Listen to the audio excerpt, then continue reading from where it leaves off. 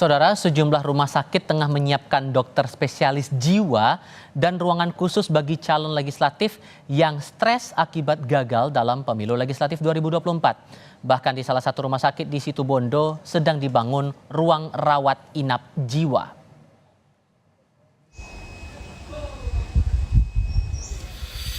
Rumah Sakit Umum Daerah Abdur Rahim di Situbondo, Jawa Timur saat ini sedang membangun ruang rawat inap jiwa. Ruangan ini didesain untuk pasien dengan gangguan mental psikologis seperti calon legislatif yang stres akibat gagal di pemilihan legislatif tahun 2024. Bangunan ini akan rampung pada akhir tahun. Kami hanya melayani rawat inap yang akut saja yang ada sekarang. Sedangkan untuk yang kondisi yang akan datang ya sekarang ini kami sedang dalam pembangunan ruang rawat inap jiwa untuk baik yang akut maupun yang kronis atau yang ringan. Di Kabupaten Bandung, Rumah Sakit Umum Daerah Oto Iskandar di Nata Soreang juga telah menyiapkan dokter spesialis jiwa dan ruangan khusus bagi calon legislatif yang stres usai mengikuti kontestasi pemilu 2024. Kita sebenarnya sudah punya dokter spesialis penyakit jiwa, Dr. Marsudi. Nanti untuk kegiatan pasien-pasien yang kasus ringan itu bisa dilakukan dengan rawat jalan. Ruang yang tadinya kita rencanakan untuk VIP itu ada 10 ruangan, Pak. Kita bisa siapkan untuk kegiatan pasca pemilu, untuk persiapan pemilu. Layanan yang diberikan rumah sakit nantinya ditujukan bagi pasien dengan gejala gangguan kejiwaan seperti gelisah, gemetar, susah tidur, hingga cemas. Tim Liputan Kompas TV. Sejumlah rumah sakit menyiapkan dokter spesialis jiwa dan ruangan khusus bagi calon legislatif yang stres usai pemilu 2024. Salah satu rumah sakit yang menyiapkan perawatan itu berada di Situbondo, Jawa Timur. Kita akan berbincang dengan Direktur RSUD Abdur Rahim Situbondo, Dr. Rukmi Prabarini. Bu Rukmi, selamat sore, apa kabar Bu? Selamat sore. Terima kasih sebelumnya sudah bergabung bersama kami. Saya mau tahu dulu Bu, apa alasan yang membuat akhirnya pihak rumah sakit membuat layanan khusus caleg ini, terutama untuk aspek jiwanya begitu? Mohon maaf, sebetulnya layanan jiwa di Rumah Sakit Abdur Rahim bukan disediakan khusus untuk caleg, akan tetapi untuk seluruh pasien-pasien yang membutuhkan pertolongan pengobatan untuk gangguan jiwa yang sedang dialami, baik rawat jalan maupun rawat inap. Jadi untuk prosedur layanan ataupun juga treatmentnya nanti kepada pasien bakal tetap sama seperti layanan umum gitu Bu? Sama saja, tergantung dari gangguan jiwa yang dialami.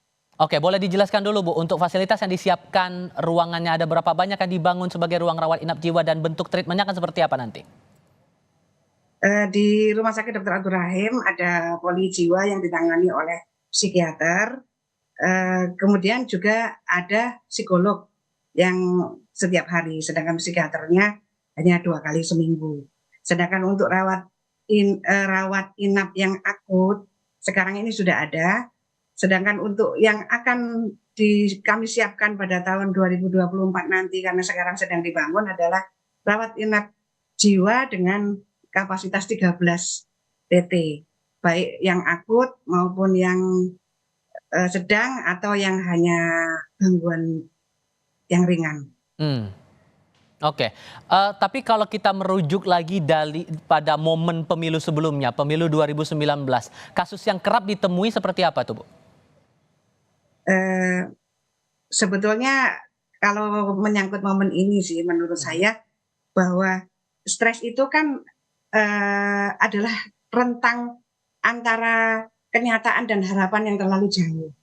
Jadi sebaiknya kita tuh kan mendekatkan antara kenyataan dengan harapan itu. Jadi misalnya seseorang itu berkeinginan terhadap sesuatu, maka itu tidak boleh terlalu berlebihan sehingga antara kenyataan dengan harapannya terlalu jauh. Kalau dekat, jadi baik kenyataannya yang dinaikkan atau harapan atau targetnya yang diturunkan, ini akan menghindari terhadap kejadian stres ini dalam kondisi apapun. Oke. Saya membayangkannya mungkin bisa diberi gambaran juga begitu Bu, saat ada salah satu begitu calon pasien yang mungkin akan coba mendapatkan perawatan begitu di rumah sakit, langkah awalnya bagaimana? Dari pihak rumah sakit akan melakukan apa dulu sebelum melakukan perawatan terhadap yang bersangkutan? Setiap pasien yang datang selalu kita akan melakukan anamnesa terlebih dahulu terhadap pasiennya, baik pasien itu sendiri ataupun anamnesa terhadap keluarganya. Setelah kita dapatkan gambaran oleh dokter spesialis jiwanya bahwa pasien mengalami gangguan jiwa pada tahap apa, maka akan dilakukan treatment atau mungkin pemeriksaan tambahan sehingga akan didapatkan diagnosa tertentu sehingga treatmentnya, terapinya disesuaikan dengan penyakit yang diderita oleh yang bersangkutan. Oke. Dan biasanya akan memakan waktu perawatan bisa berapa lama kalau dirawat inap di sana? Makin cepat didiagnosa suatu gangguan jiwa, insya Allah akan makin cepat disembuhkan dibanding dengan yang sudah kronis. Oke.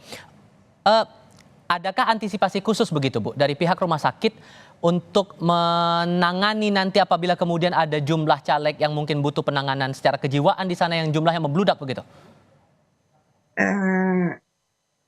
Kami siap ya, maksudnya untuk menangani hal tersebut siap, tapi doa kami semoga tidak ada.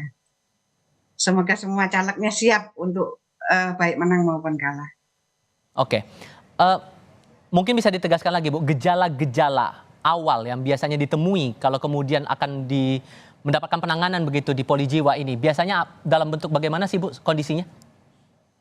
Bisa awalnya hanya kecemasan saja, kecemasan terhadap sesuatu yang tidak jelas kadang-kadang. Atau bisa juga kalau memang sudah agak berat, dia bisa berhalusinasi, mendengar sesuatu, melihat sesuatu, atau misalnya bahkan dia sudah tidak enak makan, tidak mau mandi, tidak bisa merawat diri, atau meracau dan sebagainya. Itu kalau sudah skizofrenia, kalau sudah gangguan jiwa yang psikosa gitu. Oke. Harapannya kalaupun kemudian ada kasus, pihak rumah sakit menyatakan sudah siap untuk menangani para pasien tersebut ya. Terima kasih Dr. Rukmi Prabaridi sudah berbagi informasi kepada kami di Kompas TV kali ini. Sehat selalu dokter, selamat sore.